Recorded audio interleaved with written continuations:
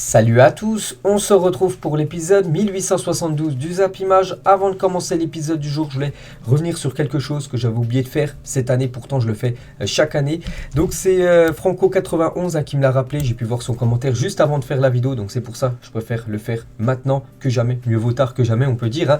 Donc en gros il m'a dit que chaque année normalement je félicite les nouveaux bacheliers, et c'est vrai que les résultats du bac, je crois que c'était avant-hier, et c'est vrai que je vous ai toujours pas félicité ceux qui ont obtenu le bac, donc bravo. Et félicitations à tous ceux qui ont obtenu ce précieux sésame, voilà, du diplôme du baccalauréat général. Pour ceux qui passent au rattrapage, rien n'est perdu bien sûr, les rattrapages, voilà, ça permet bien sûr d'obtenir ce baccalauréat. Et pour ceux voilà, qui ont échoué, après, c'est pas qu'il n'y a rien de grave, mais bien sûr vous pouvez le passer l'année prochaine. Et c'est pas que tu n'as pas de bac dans la vie que tu ne peux pas réussir ta vie. Donc voilà les gars, c'était une petite précision avant de commencer l'épisode. C'est vrai que je le fais chaque année, je ne l'avais pas fait, donc c'est pour ça que j'ai voulu le faire aujourd'hui. Toujours avec ce jour, en ce jeudi 7 juillet, aujourd'hui, il y a un anniversaire, c'est Moussa Diaby, fête aujourd'hui ses 23 ans, le joueur du Bayer Leverkusen, le joueur de l'équipe de France. Un bon anniversaire à lui, sinon on peut voir tous les autres joueurs qui fêtent leur anniversaire aujourd'hui. On va parler maintenant de l'Euro féminin, on va parler un petit peu de football, c'est vrai qu'on parle très peu de foot, vu qu'actuellement il ne se passe rien, donc c'est pour ça qu'on va parler de cette compétition féminine. Et hier c'était le match d'ouverture entre l'Angleterre et l'Autriche, et les Anglais se sont imposés. Bon, petite victoire 1-0, une victoire tellement importante, ça leur donne 3 points dans cette poule, pour se qualifier bien sûr pour la suite de la compétition. Donc c'est Maid à la 16e minute qui a inscrit l'unique but du match. On peut voir les statistiques du match, donc je n'ai pas regardé la rencontre, moi je regarderai certainement les matchs de l'équipe de France, voilà, lors de cet Euro féminin. Donc les Anglaises, d'après les stats, sont quand même dominées cette rencontre contre l'équipe autrichienne féminine. Et on va parler de la buteuse.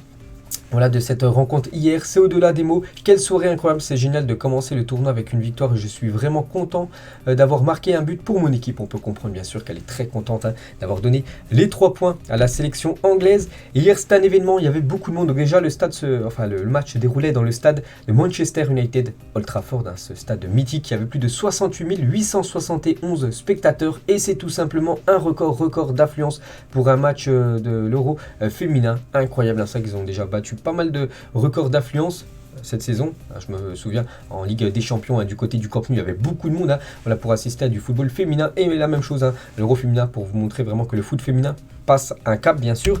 Donc il y avait beaucoup de monde du côté de Old Trafford, quelques photos, donc je dis ça a été un record.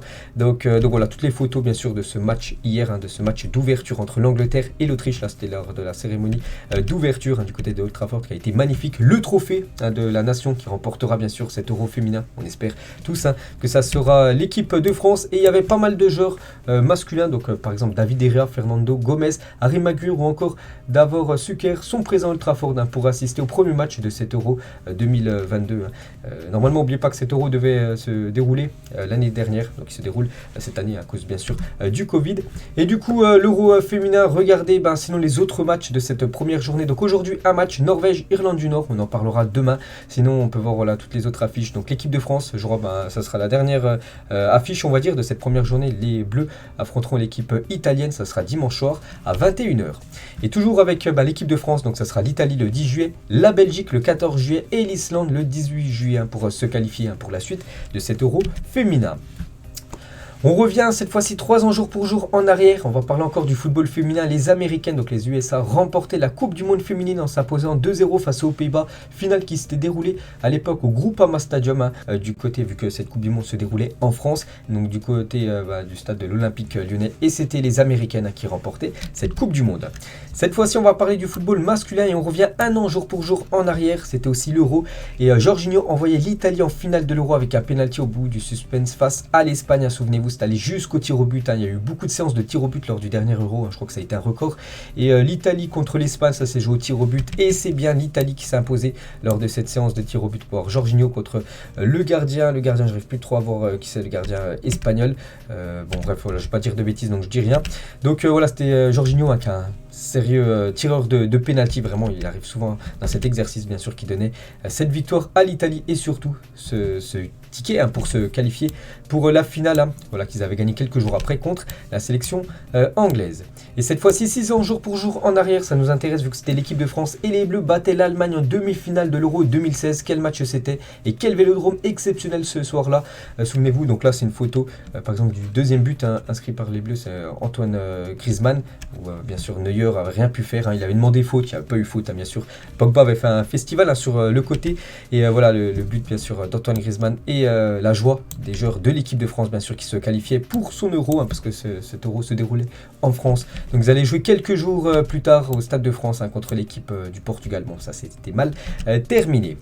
On va parler d'un joueur qui a souvent joué du côté du Vélodrome, c'est ce joueur. Et voilà, c'est officiel. L'OM annonce le départ de Steve Mandanda après 613 matchs disputés sous les couleurs olympiennes. Donc voilà, Mandanda et Marseille, c'est fini. Donc regardez son palmarès XXL. Donc déjà, il a remporté une fois le championnat de Ligue 1, 3 fois la Coupe de la Ligue, 2 trophées des champions, 5 fois il a été élu meilleur gardien de l'année de Ligue 1. Et joueur le plus capé de l'histoire de l'OM, je vous ai dit, 613 matchs. C'est lui qui a disputé le plus de matchs dans l'histoire de Marseille. Légende totale.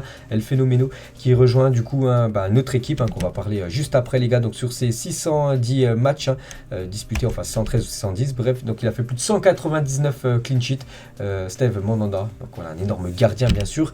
Donc on peut voir le très beau message d'adieu de Steve Mandanda. Je vais pas tout lire bien sûr, et voilà, il félicite et surtout il remercie tous les supporters de Marseille de l'avoir soutenu pendant ces nombreuses années, parce qu'il est resté de nombreuses années. Il dit après 15 merveilleuses années passées à vivre pleinement ma passion à vos côtés. Donc voilà, il quitte cette équipe marseillaise. Donc il rejoint cette équipe du Stade Rennais. J'en avais parlé hier.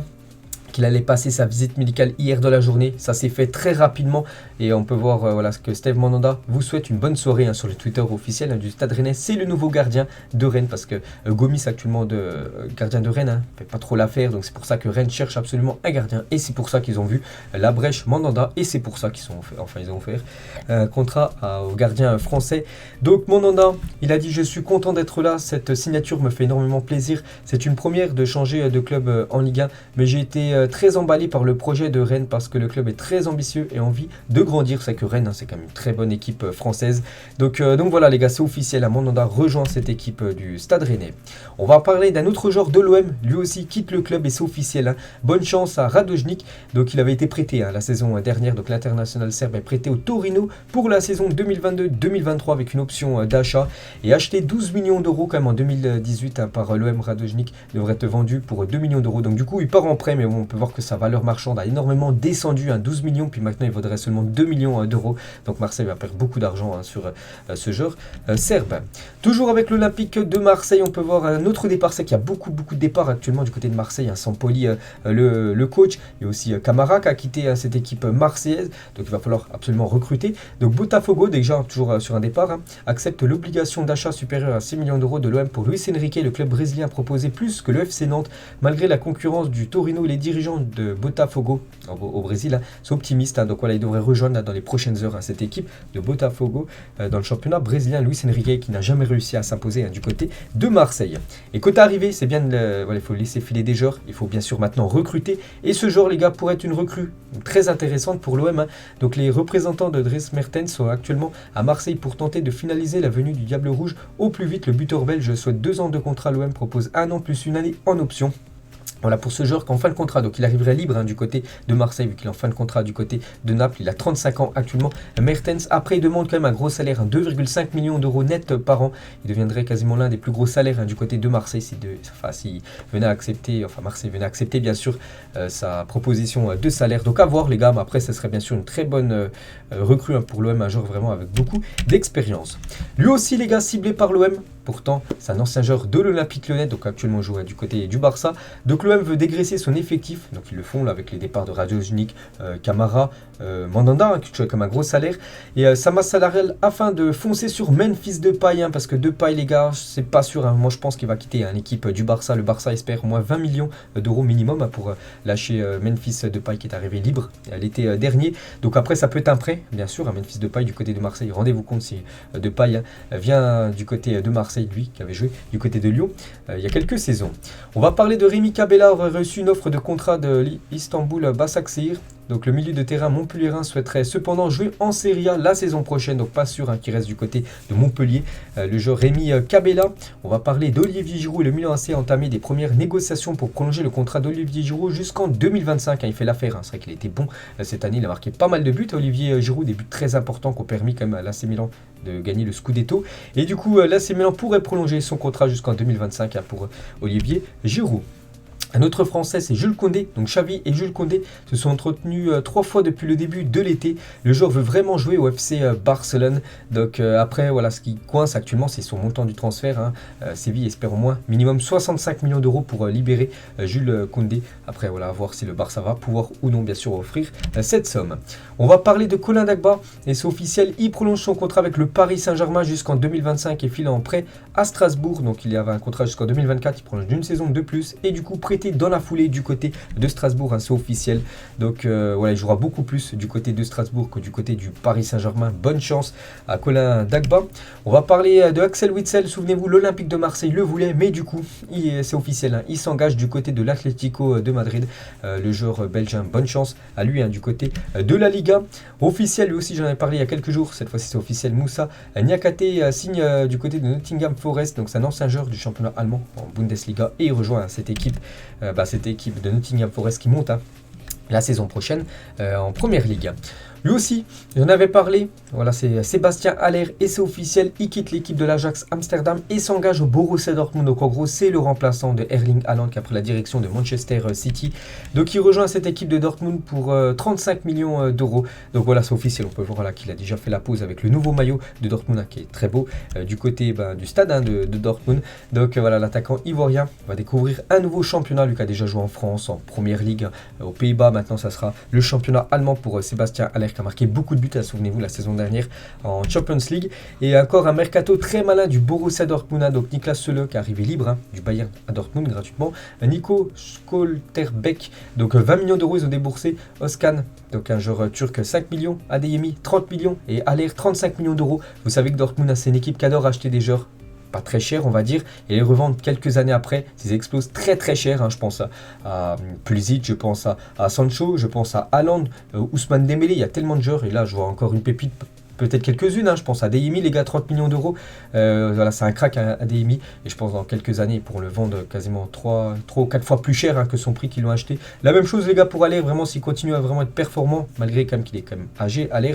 ils peuvent le vendre d'ici 2-3 ans, peut-être le double de ce qu'ils ont investi. Donc voilà, toujours très très malin cette équipe de Dortmund sur le mercato. Et on peut voir l'armada quand même offensive du Borussia Dortmund la saison prochaine, avec l'arrivée de Haller, donc il y aura du Torgan Hazard, Rena, Malen, Haller, Moukoko, Adeyemi, Brandt et Marco Reus, donc c'est très très lourd du côté du BVB. On va parler aussi d'un transfert, je pense que ça se fera dans la journée là, ce jeudi. Donc accord entre Chelsea et Raheem Sterling, les deux clubs pourraient s'entendre sur un montant de 53 millions d'euros. Donc voilà, d'après, j'ai vu beaucoup d'infos, beaucoup de sources, normalement ça se fera sous 24 heures. Donc il devrait rejoindre cette équipe de Chelsea, Raheem Sterling qui joue plus trop quand même du côté de Manchester City ces derniers mois. Et du coup il découvrirait son 3e club en Angleterre, le cas déjà joué à Liverpool, côté City, et maintenant peut-être son futur club, l'équipe de Chelsea. Lui aussi les gars change de club, c'est Tyler Adams, s'est engagé avec Leeds pour les 5 prochaines années. Il arrive en provenance du RB Leipzig. Je connais pas trop le profil du joueur, donc il rejoint le championnat anglais. On va parler de deux joueurs que tout le monde connaît bien sûr, Di Maria et Paul Pogba. Et la Juventus les gars va boucler 2 dossiers importants cette semaine. Donc Di Maria il sera à Turin demain soir et passera sa visite médicale vendredi. Donc une petite info. Et Pogba, visite médicale et signature prévue samedi après-demain. Donc voilà, samedi avant dimanche, on va dire avant la fin de semaine. Voilà, ces deux joueurs devraient être officialisés du côté de la Juventus Turin. Lui aussi les gars devrait changer de club, c'est Anthony, vraiment un joueur sous-côté, il joue du côté de l'Ajax et devrait rejoindre l'équipe de Manchester United. Donc Manchester a soumis une offre de 61 millions de dollars à l'Ajax pour le Brésilien Anthony, 22 ans, rapporte un journaliste. Donc lui c'est vraiment une belle perle, vraiment, on en parle peu parce qu'il joue du côté de l'Ajax, mais vraiment il fait le taf, voilà, sur son côté droit de l'attaque et devrait rejoindre cette équipe de Manchester United, c'est imminent. Lui les gars devrait quitter Manchester United, c'est Jess Lingard qui va se rendre aux États-Unis afin de négocier avec des clubs de MLS. Donc voilà le futur de Jess Lingard qui devrait être hors Europe parce qu'il pourrait jouer du côté du championnat américain.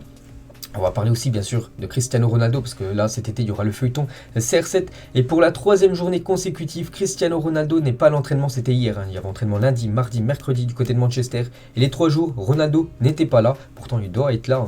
Manchester ne sait toujours pas s'il compte les rejoindre en tournée, donc ça sent pas bon on peut dire pour Manchester pour conserver Cristiano Ronaldo.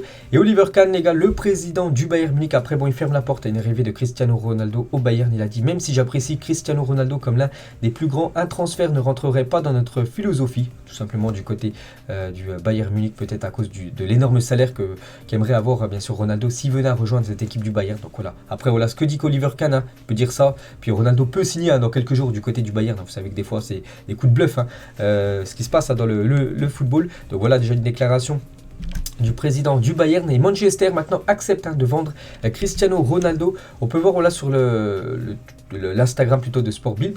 Donc voilà, un site anglais qui relaye des infos. On peut voir voilà qu'il y a un petit message en dessous qui dit en gros que Ronaldo voilà, va quitter cette équipe de Manchester, qu'il est en vente, tout ça. On peut voir que Harry Maguire a liké quand même cette publication. Voilà, c'est-à-dire Harry Maguire serait plutôt content que CR7 quitte cette équipe des Red Devils.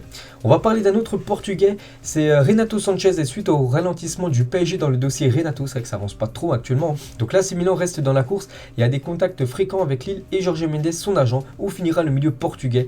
Donc est-ce que ça sera soit du côté du PSG, est-ce que ça sera soit du côté de l'AC Milan ou un autre club? Pour l'instant, on ne sait pas. Donc je pense quand même qu'il ira du côté du Paris Saint-Germain. On va parler d'une nouvelle recrue du côté de Lens. Lens n'arrête pas les gars sur le mercato. Hier c'était Brice Samba et aujourd'hui nouvelle recrue. C'est officiel, c'est Loïs Openda, signe au Racing Club de Lens jusqu'en 2027. Donc c'est un joueur belge qui rejoint cette équipe lensoise. Et on peut voir le mercato du Racing Club de Lens à moindre coût. Donc Cabo, Samed Bouksa, Poreba, Samba et Openda. On peut voir le montant à chaque fois qu'a investi cette équipe de Lens. Donc voilà, mercato vraiment très intéressant pour cette équipe du nord de la France. Monaco a fait une offre de 15 millions d'euros pour l'attaquant suisse Brent Mbolo qui joue du côté actuellement du Borussia Gladbach. Donc à voir si ça va se faire ou non. On va parler aussi de ce joueur Andrea Bellotti. Il quitte cette équipe du Torino. Il est en fin de contrat. Voilà, il n'a pas prolongé. Donc du coup il est libre de tout contrat et devrait peut-être aller du côté de Nice. L'AS Roma et Monza sont également sur le coup. Monza, c'est une équipe qui monte cette saison en Serie A. Newcastle, les gars, on va parler de Moussa Diaby, les gars, qui fête son anniversaire aujourd'hui, j'ai dit à 23 ans. Et Newcastle veut Moussa Diaby, mais le Bayer Leverkusen demande un chèque de 70 millions d'euros pour le laisser partir après sa magnifique saison du côté de la Bundesliga. En plus, maintenant, c'est un joueur de l'équipe de France, donc il prend de la cote, on va dire, sur le mercato. Donc 70 millions d'euros qu'espère Leverkusen pour lâcher Moussa Diaby. On va parler de l'ancien joueur du FC Barcelone ou même de l'équipe de Toulouse, c'est Todibo. Et Séville et Naples auraient approché Nice pour Jean-Claire Todibo, mais les Niçois ne voudraient pas le vendre et le conserver la saison prochaine. On va parler du défenseur strasbourgeois et capitaine de cette équipe, Alexander Djikou, devrait quitter Strasbourg pour signer à Hoffenheim. Un accord aurait été trouvé à hauteur de 6 millions d'euros hors bonus. Donc voilà encore un transfert pour ce joueur. Le défenseur ghanéen, n'oubliez pas, il y a quelques jours, j'avais dit qu'il avait été élu meilleur joueur ghanéen de la saison et il pourrait peut-être découvrir le championnat allemand. On va parler encore du championnat allemand, on va parler de Konrad Laimer, donc c'est un joueur autrichien, a fait savoir à ses dirigeants qu'il ira au Bayern Munich. Que ce soit cette année ou l'année prochaine. Donc soit cet été, si Leipzig accepte de le vendre et récupère de l'argent, et sinon à la fin de son contrat l'année prochaine, il ira en tant qu'agent libre, donc en tant que joueur gratuitement, voilà, pour rejoindre cette équipe du Bayern. Donc un accord avec les Bavarois a été trouvé. On va parler du jeune Edouard Michu, ne s'est pas présenté au rendez-vous prévu avec Luis Campos aujourd'hui pour faire le point sur son avenir pour ce jeune joueur du PSG. La raison n'est pas encore connue, donc voilà, ce qui sèche tout simplement ses rendez-vous. En gros, on ne sait pas trop ce que va faire Edouard Michu concernant la saison prochaine.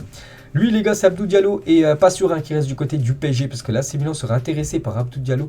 Pour autant, le club n'aurait pas encore bougé car le prix fixé par le PSG serait jugé trop important. Voilà, le PSG espère trop d'argent pour le défenseur sénégalais. Donc à voir si l'AC Milan va lever, on va dire, et surtout augmenter un petit peu son offre. Toujours avec le Paris Saint-Germain, toujours avec ce joueur, le joueur de Sassuolo, Scamacca. Donc le PSG serait toujours intéressé par Scamacca. Pour autant, Sassuolo réclamerait plus de 50 millions d'euros pour l'attaquant. N'oubliez pas que le Rénois l'avait vendu à Sassuolo 15 millions d'euros l'été 2021, donc il y a un an, quasiment jour pour jour. Et là, Sassuolo maintenant on espère le triple. Hein. Et le PSG n'abandonne pas cette piste, mais essaye de faire baisser le prix parce que 50 millions d'euros, bien sûr, c'est très très cher pour un joueur de football. Donc voilà, c'est pour ça qu'actuellement ça avance pas trop le dossier pour l'attaquant italien. Donc il y a lui toujours aussi Robert Lewandowski qui est toujours une piste du côté du PSG, bien sûr. Donc après Lewandowski, lui, sa priorité serait plutôt d'aller du côté de Barcelone. Officiel, Alexandre Letellier prolonge au PSG jusqu'au 30 juin 2024. Donc il a prolongé de 2 saisons supplémentaires. Le 3 ou 4e gardien du Paris Saint-Germain qu'on verra certainement goler aucun match la saison dernière, mais il prolonge son contrat du côté du PSG. Toujours avec Paris, serait sur le point de signer un partenariat avec le SC Braga. Donc c'est une équipe portugaise. On peut voir qu'ils ont terminé 4e du dernier championnat du Portugal. Et en gros, le PSG aimerait signer un partenariat en gros avec cette équipe et en gros envoyer des joueurs qui jouent très peu du côté du PSG, avoir beaucoup plus de temps de jeu du côté de cette équipe, du côté du SC Braga. Donc voilà, ça pourrait se faire très prochainement. Et toujours avec le Paris Saint-Germain, donc les joueurs ne faisant pas partie des plans de Christophe Galtier en vue de la saison prochaine. Donc il y a 7 joueurs en gros sur la liste noire du côté du PSG, la liste en gros des joueurs qui doivent quitter le club. Donc Kurzawa, on n'a pas vu, on a l'impression, on ne sait même plus s'il est encore footballeur.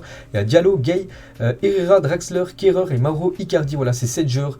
Galtier ne compte pas du tout sur eux pour la saison future. Et toujours avec Galtier par rapport aux jeunes, donc les jeunes qui le mériteront viendront s'entraîner avec nous et pourquoi pas participer à quelques matchs avec l'équipe professionnelle. Beaucoup sont partis trop tôt. On va essayer dans les semaines à venir de mettre en place un groupe élite. Voilà ce que dit Christophe Galtier par rapport à tous ces jeunes. Bien sûr que par exemple Pochettino donnait très peu de temps de jeu. C'est pour ça qu'il a beaucoup quitté le club. Je pense à Diaby dans le passé, à Nkunku, je pense à Tanguy Kouassi, je pense à Xavi Simons là il y a quelques jours qui a rejoint le PSV. Peut-être qu'il aurait joué beaucoup plus. Peut-être bien sûr le PSG l'aurait conservé. Enfin lui aurait voulu rester du côté du PSG. Donc maintenant il a dit les joueurs qui méritent, les jeunes joueurs qui méritent de jouer joueront avec l'équipe professionnelle parisienne. On prend la direction cette fois-ci de Barcelone et Franck Kessié, je l'avais dit, c'était avant-hier, c'est officiel, il a signé du côté du FC Barcelone, donc il a été présenté à la presse. Donc voilà quelques photos de la présentation de Franck Kessié qui a signé son contrat avec le FC Barcelone. Donc je ne sais plus c'est jusqu'à quand, je crois 2024 ou 2025, soit de 2 ou 3 ans le contrat du joueur ivoirien du côté de Barcelone. Donc voilà Franck Kessié avec ses nouvelles couleurs, blaugrana, donc ça va ramener de la puissance en milieu de terrain. C'est que c'est un profil que le Barça a très très peu, parce que Busquets qui joue le même poste que lui, Busquets est très fin, lui vraiment on peut voir le gabarit qu'il a, donc ça a ramené de la puissance, ça a ramené vraiment un profil très intéressant du côté de Barcelone. Donc vraiment moi j'adore le joueur les gars, du côté de l'AC Milan. Ça a été un joueur très important pour cette saison du côté milanaise, avec le Scudetto remporté. C'est un joueur aussi qui tire très bien les pénaltys, il en a tiré beaucoup, il les marque quasiment à chaque fois. Donc très belle recrue pour le FC Barcelone, surtout c'est un joueur qui arrive gratuitement au club, vu qu'il est en fin de contrat du côté de Milan. On peut voir la une Journal Sport aujourd'hui, la première recrue de ce mercato, donc Franck Kessié en personne. Donc voilà, on va parler cette fois-ci d'Ousmane Dembélé. Donc actuellement Dembélé peut signer où il veut, il peut signer s'il veut à Nancy, il peut signer à Toulouse, il peut signer au PSG, il peut signer à Manchester United, il signe où il veut, s'il veut. Donc pour l'instant il signe rien du tout parce que pour l'instant il hésite toujours. Et Laporta confirme en conférence de presse que la balle était dans le camp d'Ousmane Dembélé concernant une prolongation de contrat. S'il veut continuer, il doit accepter notre offre finale. Il n'y a pas de date limite, on veut qu'il continue mais ça dépendra de lui. Donc voilà, en gros maintenant le contrat est dans les mains d'Ousmane Dembélé. S'il accepte l'offre du Barça, il continuera. S'il n'accepte pas, il quittera le club et il ira bien sûr dans une autre destination européenne. Franck Kessié les gars, donc c'est vrai que c'était mal cassé parce que normalement on a parlé de Dembélé, mais Franck Kessié, il y a eu des déclarations, donc on va revenir sur Franck Kessié. Bref, oui, j'ai parlé avec Zlatan et il m'a donné beaucoup de conseils. Il m'a dit que c'était une très bonne équipe, que je devais beaucoup travailler et tout donner. Il m'a dit que j'irais dans un grand club. Il a aussi dit je suis très heureux d'être ici, j'ai vraiment hâte de rencontrer mes coéquipiers, je suis très excité de fouler le terrain de Ciutat Esportiva, le centre d'entraînement du côté de Barcelone. Et Xavi m'a fait savoir que je serais important. Pour l'instant, je ne suis pas titulaire, je vais devoir travailler pour gagner ma place dans cet effectif blaugrana. Donc voilà toutes les photos de Franck Kessié qui a participé à l'entraînement hier du côté du FC Barcelone. On peut voir sa première rencontre avec le coach Xavi qui compte bien sûr sur Franck Kessié. C'est pour ça qu'il a fait venir. Les autres photos de l'entraînement, on peut voir le jeune Pedri avec Aubameyang, une nouvelle coupe de cheveux pour l'attaquant gabonais.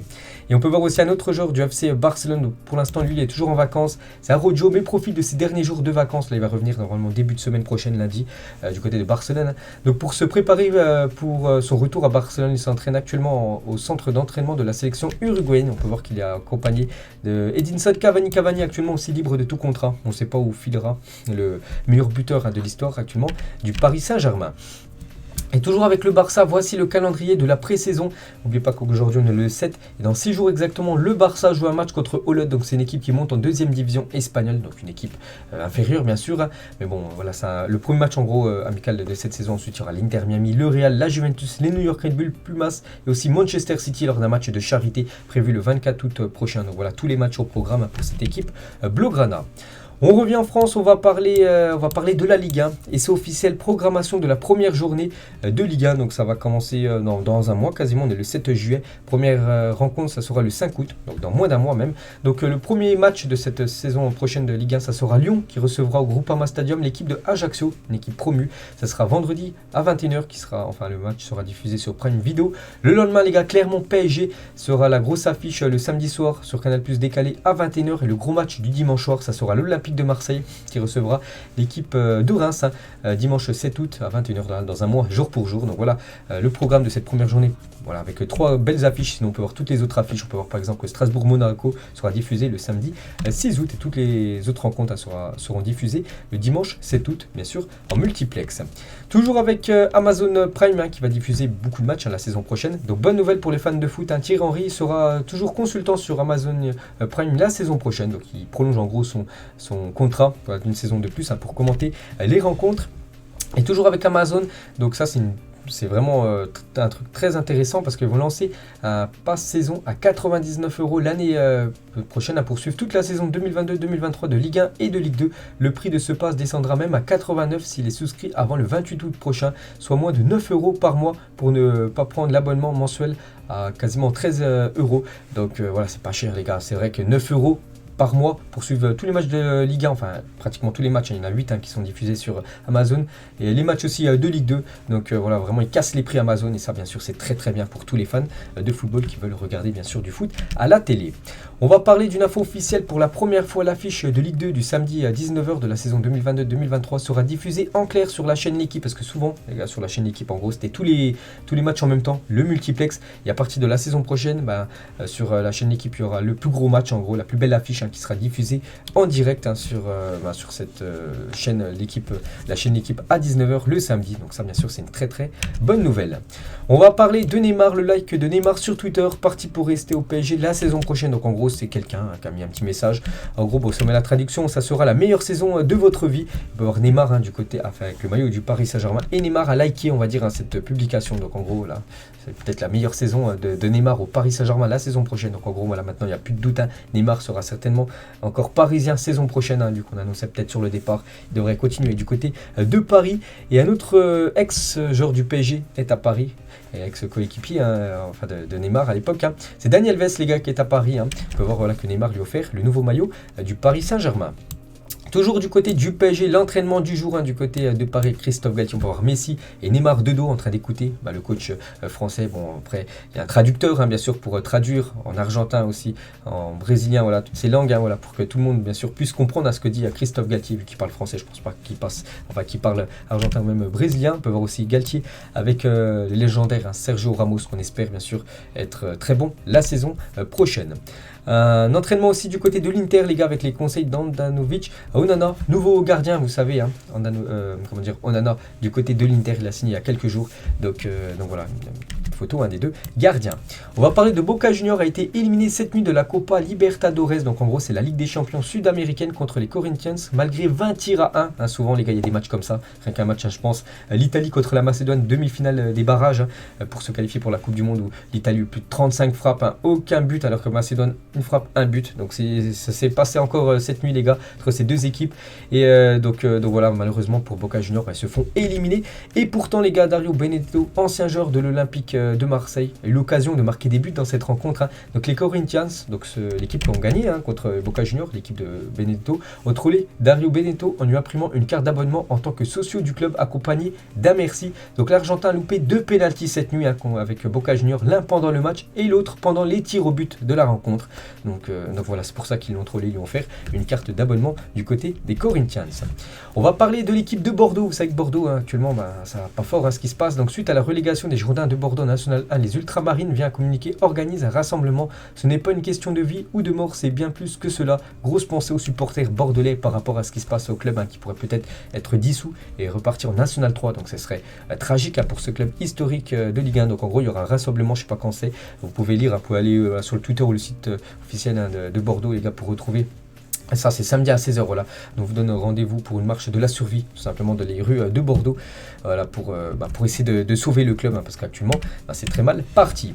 On va parler du FC Nantes, ne participera pas au challenge Emiliano Sala. Le FC Nantes souligne que c'est une décision purement sportive et ne remet en aucun cas en question son attachement à la mémoire d'Emiliano Sala, parce qu'il devait avoir en gros un match en la mémoire d'Emiliano Sala. En gros, le FC Nantes ne participera pas tout simplement à ce challenge, à ce match. Donc voilà une petite info concernant cette équipe nantaise. Nouvelle coupe pour Militao, le défenseur qui a remporté il y a quelques semaines à la Ligue des Champions. Nouvelle coupe de cheveux, on peut voir là une petite crête pour le défenseur brésilien. Toujours du côté du Real Madrid, regardez l'ordre des capitaines pour la saison prochaine. Donc on sait que maintenant c'est Benzema le numéro 1, vu que Marcelo a quitté le club. Benzema numéro 1. Nacho sera le deuxième capitaine si Benzema est suspendu ou remplaçant. Donc ça sera Nacho le capitaine, après Modric, Carvajal, Kroos, Casemiro, Vasquez. Donc voilà le classement, enfin dire la hiérarchie des capitaines du côté du Real.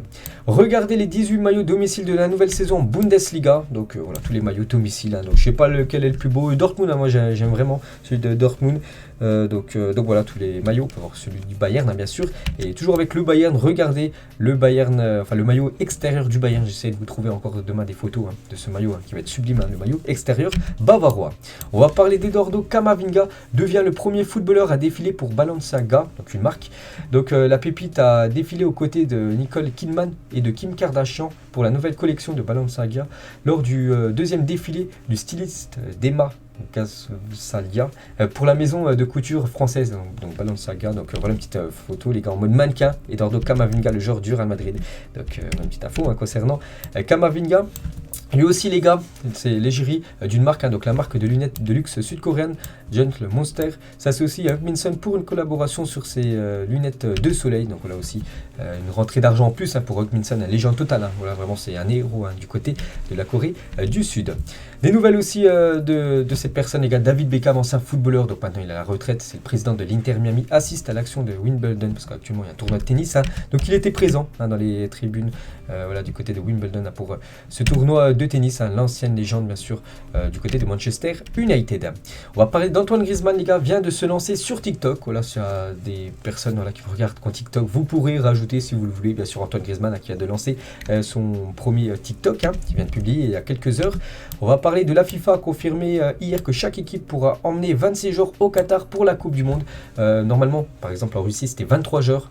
La liste, c'est une liste de 23 joueurs et voilà, à partir de la prochaine Coupe du Monde, là dans quelques mois, ça sera 26 joueurs que chaque nation pourra amener lors de la Coupe du Monde. Manuel Neuer, les gars, il reprend l'entraînement dans quelques jours, ça sera début de semaine prochaine et s'éclate en vélo avant la reprise. Voilà, il monte des cols en mode Tour de France, on va dire. Manuel Neuer, ce emblématique gardien allemand. Une photo de deux légendes, Maradona et Michel Platini à l'époque, lors des Naples, Juventus bien sûr, lors des gros matchs, lors du championnat de Serie A. On va parler de cette personne, c'est Didier. L'Allemand va être démis de ses fonctions de préfet de police. Pourquoi? Donc son éviction est en grande partie due à la mauvaise gestion des forces de police lors de la finale de la Ligue des Champions qui s'est déroulée au Stade de France. Vous savez, le chaos total. Donc lui, c'est le préfet de police, donc en gros celui qui est tout au-dessus. Et du coup, il va être démis de ses fonctions par rapport à ce qui s'est passé en gros, par rapport qu'il a très mal géré cet événement et que ça a été le chaos total bien sûr lors de cette finale de Champions League. Et on finit les gars cet épisode aujourd'hui. Donc hier c'était la même question avec Chelsea. Donc aujourd'hui les gars, c'est un autre club historique du championnat anglais, c'est l'équipe de Liverpool. Quel est le meilleur joueur de l'histoire de Liverpool? N'hésitez pas à mettre tout ça en commentaire. Donc moi j'en ai quelques-uns en tête, je pense déjà que pour moi le meilleur, je pense que les plus jeunes ne connaissent pas, même moi je ne l'ai jamais vu jouer, mais ça reste une légende, c'est Kenny Dalglish les gars, qui est une légende totale du côté de Liverpool. Salah, je peux le mettre aussi, l'un des meilleurs joueurs de Liverpool. Je pense aussi bien sûr à Steven Gerrard, une légende totale. Donc voilà pour moi les meilleurs joueurs, mais je resterai quand même sur le joueur Dalglish, bien sûr meilleur joueur de l'histoire des Reds. Donc voilà les gars, la fin de cet épisode, j'espère que ça vous a plu, on se retrouve demain pour le prochain numéro. Ciao à tous.